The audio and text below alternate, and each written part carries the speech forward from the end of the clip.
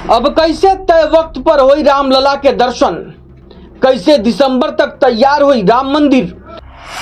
रामलला के मूर्ति बनावे में आ गई सबसे बड़ बाधा। योगी और शाह चाहत बाड़न जल्दी से जल्दी राम मंदिर बन जाए, जेकर खातिर सबसे जरूरी शिला शालिग्राम अयोध्या आ गई बा।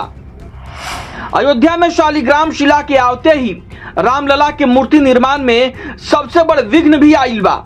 अब कैसे बनी प्रभु श्री राम के मूर्ति, का करियन योगी और शाह। राम मंदिर के निर्माण में आइल सबसे बड़ चुनौती।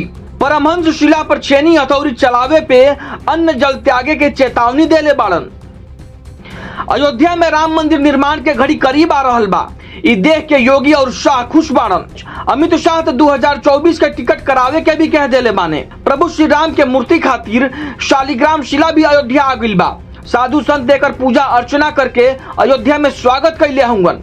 लेकिन एक संगे आ गइल बा राम मूर्ति के निर्माण में सबसे बड़का विघ्न।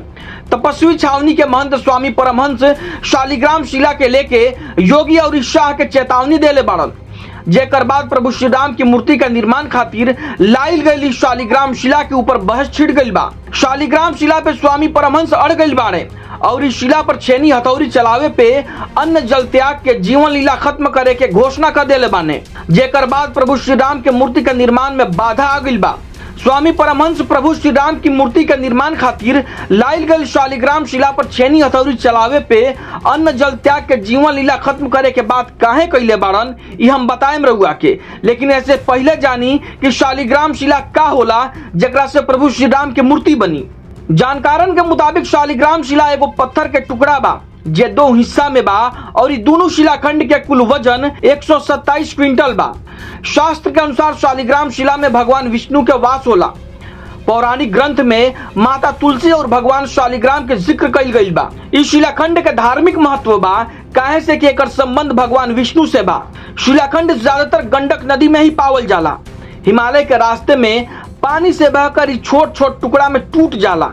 नेपाल के लोग पत्थर के खोज करके निकलले बाड़न और एकर पूजा भी करेलन। 33 प्रकार के शालिग्राम होखेला। शालिग्राम के पत्थर भगवान विष्णु के 24 अवतार से जोड़ल जाला। जेकर घर में शालिग्राम के पत्थर होला उ घर में सुख शांति बनल रहेला और आपसी प्रेम होखेला। साथ ही माता लक्ष्मी के भी कृपा बनेला। स्वामी परमहंस शालिग्राम शिला के अयोध्या पहुंचते ही कहले बाड़न कि शालिग्राम खुद ही में भगवान बाड़न, यही से इनकर पूजा यही रूप में करे के चाही। अगर शालिग्राम भगवान पर छेनी और हथौड़ी चली तो ये अनर्थ होई और हम अन्न जल त्याग के जीवन के अलविदा कह देम। मर्यादा पुरुषोत्तम भगवान श्री राम की पावन जन्मभूमि अयोध्या विगत 500 वर्षों तक एक लंबे संघर्ष के बाद माननीय सर्वोच्च न्यायालय के जजमेंट के बाद राम मंदिर का निर्माण कार्य तेजी से शुरू है। और मूर्ति के लिए, एक बड़ी मूर्ति के लिए दो नेपाल से विशाल शालिग्राम की, जिसका वजन लगभग 127 कुंटल है, आ रही हैं और पूरे उत्साह के साथ संत भक्त और सभी लोग मिलकर के पूजन अर्चन कर रहे हैं। अयोध्या से मैं तपस्वी छावनी पीठाधीश्वर जगत गुरु परमहंस आचार्य, एक धर्माचार्य के नाते मैंने जैसा सुना कि उनकी मूर्ति तराशी जाएगी तो उनके ऊपर छीनी हथौड़ी चलेगी, मैं बहुत आहत हूं। मैं निवेदन करूंगा कि ऐसा अनर्थ न करें, क्योंकि शालिग्राम एक ऐसा जो है, ये सामान्य शिला नहीं है। शालिग्राम एक ऐसे जो स्वयं प्रतिष्ठित है, प्राण प्रतिष्ठा की जरूरत नहीं पड़ती है। और अगर भगवान उसमें प्रतिष्ठित हैं तो उनके ऊपर हथौड़ी चले, छीनी चढ़े, इससे बड़ा अनर्थ हो जाएगा, मैं बता रहा हूँ। इसलिए मैं संबंधित श्री राम जन्मभूमि ट्रस्ट के सभी ट्रस्टियों से और सभी लोगों से मेरा करबद्ध निवेदन है कि ऐसा अनर्थ न करें। इनको इसी रूप से हम लोग पूजेंगे, पूरी दुनिया के लोग पूजेंगे। और शालिग्राम स्वयं प्रतिष्ठित शिला है, इसलिए उनके ऊपर छीनी हथौड़ी न चलाई जाए। इसको लेकर के मैं आज जो है आप लोगों के माध्यम से ये निवेदन कर रहा हूँ।